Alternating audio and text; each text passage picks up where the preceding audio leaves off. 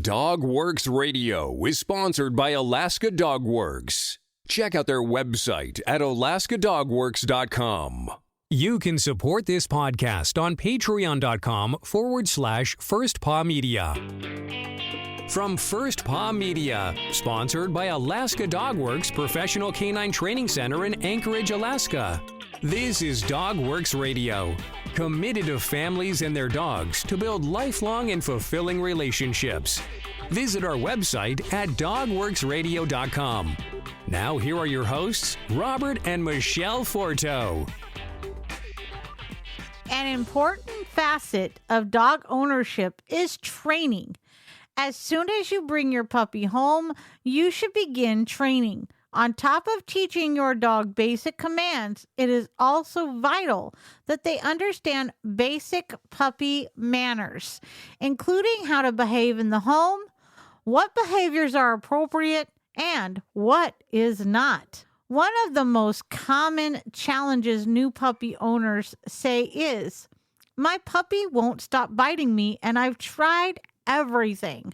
Puppies bite for all sorts of reasons, and often this part of training is just as essential as teaching your puppy to sit and stay. Getting started can seem a bit overwhelming, but the good news is that in most cases, puppy biting is completely normal and something that is entirely trainable with the right techniques and attitude. In this episode, we'll help you get started on the right foot. If you still have more questions after listening to this podcast episode, sourcing classes such as Alaska Dog Works Peak Performance Program can help. Why does my puppy bite me, and how can I prevent it? Regardless of breed, all puppies explore the world with their mouths. On top of this, like babies, puppies go through a teething process that can last a few months. Many puppies are used to also playing rough with their litter mates, where biting is often a successful way for puppies to get attention or instigate play with their siblings. Combine this with their need to explore, and this often leads puppies to chewing things they shouldn't, like furniture, shoes, arms, and legs. It is important to understand that your puppy isn't intentionally being naughty. Puppies have an innate desire to bite and chew, and we cannot just eradicate it. However, we can approach this by offering the puppy plenty of appropriate chew items throughout the day to relieve their desire to chew. Most owners make the mistake of providing rope toys, squeaky toys, or stuffed animals. While these are fun toys, they do not actually encourage the puppy to chew on them, and oftentimes have bits that are easily torn off, making them a choking hazard. So what is a good chew toy for puppies? Good chew toys taste good. If you think about it, a rubber toy tastes like, well, rubber.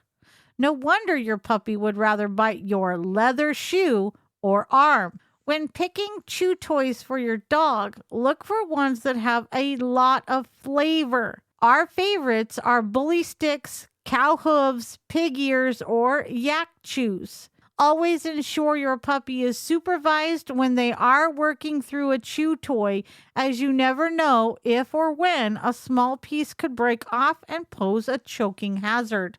That said, the more bitey your puppy is, the more frequently you should offer your puppy tasty chew toys as an alternative. Some breeds have a reputation for being extremely mouthy or predisposed to nipping and biting. For example, English bulldogs, golden retrievers, labradoodles, or bernedoodles. If you have a puppy like this, you should aim to provide them with at least 2 hours of supervised chewing time a day. What if my puppy still bites? Okay, try your best to be patient as you help your puppy work through the unavoidable biting phase. If redirecting their biting with a tasty chew toy doesn't work, there are other basic tactics you can try to encourage more appropriate behaviors. And these ideas include stuffing a rubber chew toy with your puppy's kibble soaked in water or using wet food to make them last longer. You can freeze them to make a popsicle. Puppies that are extremely mouthy can eat every single meal out of a frozen toy like this. While it takes a while to prepare, it will greatly reduce the puppy's tendency to bite because he can satisfy the desire to chew so well with this daily meal activity. When your puppy bites you during play, stop the interaction and ignore your puppy's behaviors. By removing yourself from the situation, you are teaching your puppy that biting does not result in attention or engagement, and instead, the fun is over. Don't make a big deal of it. Keep it as non-dramatic as possible. By doing this consistently, you should see an improvement in their biting behavior in a matter of days. Stop and redirect the inappropriate chewing behavior if you catch your puppy in the act. Whether it's a shoe, a piece of furniture, or even the drywall, quickly provide them with a tasty chew bone or toy to show them what an acceptable alternative is. Make sure your puppy is getting enough exercise. Often a puppy may be more nippy if he or she hasn't had enough physical or mental stimulation. Take your puppy out for some fresh air and a change of scenery. It can make a huge difference in your puppy's at-home behavior. Conversely, puppies need lots of sleep and downtime.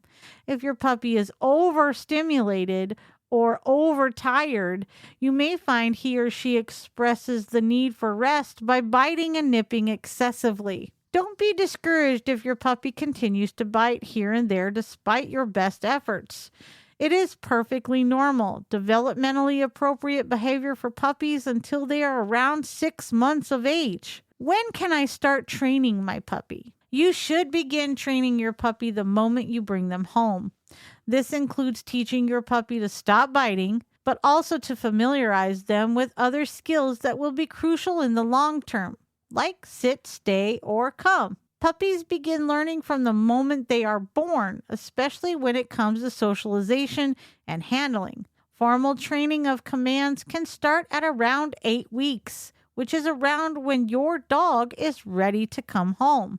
Preferably, you want to get a lot of training done in the first few months that you have your dog. You want your dog to be well trained before they hit puberty, which often causes them to fly off the handle a little bit. Just like humans, dogs will go through a teen stage where they may act a bit more juvenile. Furthermore, what dogs learn in puppyhood is solidified once they become adults. Waiting will only make your dog harder to train later. For this reason, we highly recommend that you start puppy classes as soon as your dog has their first few shots. You can help your puppy through their puppy biting stage through a range of different techniques, such as providing plenty of appropriate and tasty chew toys for your puppy. With consistency, time, and patience, your puppy will quickly learn that biting people or furniture is unacceptable and that the urge to bite or chew should be satisfied with an appropriate chew toy instead. By providing a safe outlet for their instinct to bite or chew, both you and your puppy will be happier in the long run. For further guidance on how to train your puppy to stop biting, check out Alaska Dog Works Peak Performance Program. For more training tips and advice, simply visit alaskadogworks.com. Okay, guys, let's press pause for a sec. Maybe ask yourself, why did this resonate with me? What aspect of my relationship with my canine buddy could I apply this to? And what am I going to do differently this week to make my dog's training a little easier? Take time to mull it over, talk it out with a family member or trusted friend, put some ideas down in your training journal, and then check back next week for our next episode. And as always, I look forward to hearing your thoughts on this episode. So reach out and DM me over on Instagram at First Paw Media, and let's spark a conversation. Until then, keep going. You're doing great. It is time to create the relationship with your dog that you always dreamed of. Thanks for listening to DogWorks Radio. Find the show notes for this episode and all others at dogworksradio.com. Know someone in your life who needs help with their dog's training? Be a hero and share our podcast with them. And we will see you next time. From First Paw Media, this is DogWorks Radio. We hope you enjoyed this podcast, and we invite you to subscribe in Apple Podcasts, Spotify, Stitcher, or wherever you get your podcasts. You'll find a link on the episode notes. You can tap or swipe on the episode cover art, and you'll see some offers from our sponsors. You can support our show by supporting them. If you like what you have heard, we would love it if you could give us a 5-star rating and tell your friends how to subscribe too. Your hosts are Robert and Michele Forto. Our producer is Robert Forto and created for First Paw Media.